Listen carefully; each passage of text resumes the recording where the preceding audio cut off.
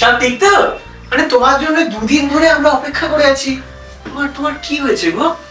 কি গো, তোমার মুখটা এরকম চোখে চলে গেছে।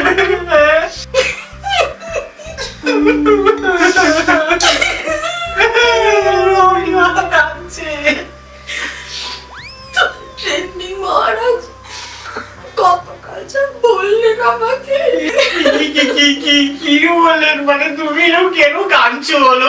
দেখো, তুমি কাঁদলে কিন্তু আমাদেরও কান্না থামতে চায় না বলো। আর তোমার দুঃখ বোঝানোর জন্য তো মহারাজকে আমরা ডাকলাম। কি বলেছেন বাবা?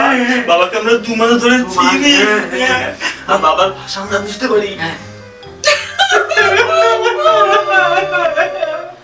বাবা কি কাঁদছে? বাবা বলেছে আমি কোনোদিন মা হতে পারবো না।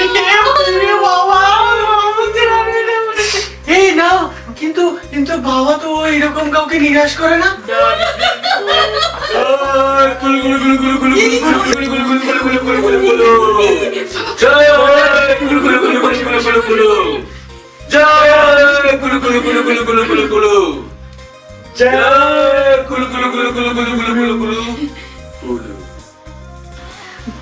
বাবা কি আসছেন?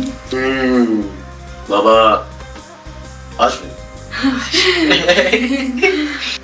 তার একটা বার্তা পাঠিয়েছে। বার্তা? কি বার্তা? কি? আপনি মা হতে পারবেন। আরে বাবা, কানে কি শুনছি? তবে তাদের জন্য খরচা করতে হবে, এমনি হবে না। কি হবে? অনেক খরচা করতে হবে। সব দিয়ে আমার সন্তানের জন্য সব দিতে রাজি। বৈশাখীদের প্রচুর টাকা, বৈশাখীদের প্রচুর টাকা। আপনি একটু বাবাকে বলুন না, ব্যবস্থা করতে সব হয়ে যাবে। আর তাদেরকে আপনার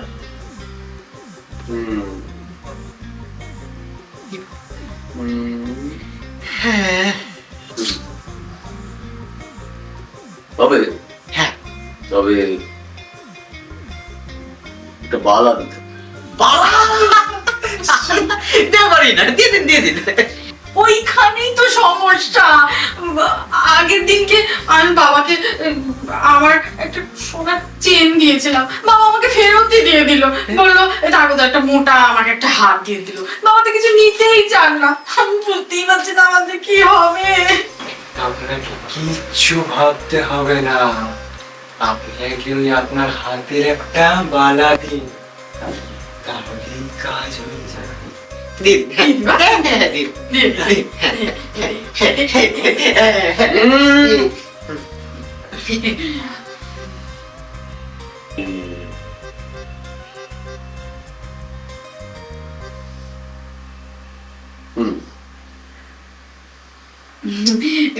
হয়ে যাবে না?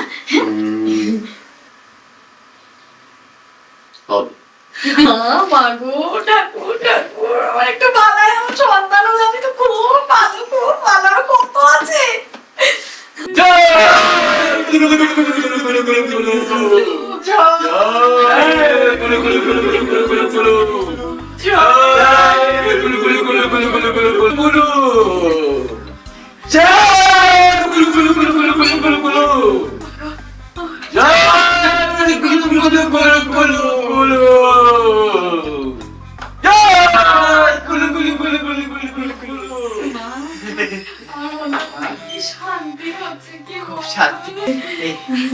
মানে বলছিলাম, মানে আমরাও তোমার জন্য প্রার্থনা করি।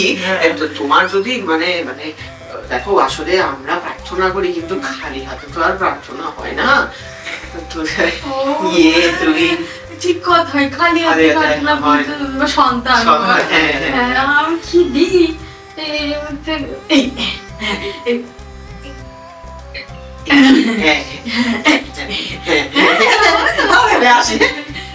আমায় দেবে না? একটু ভাগ করে নিতে হবে তো।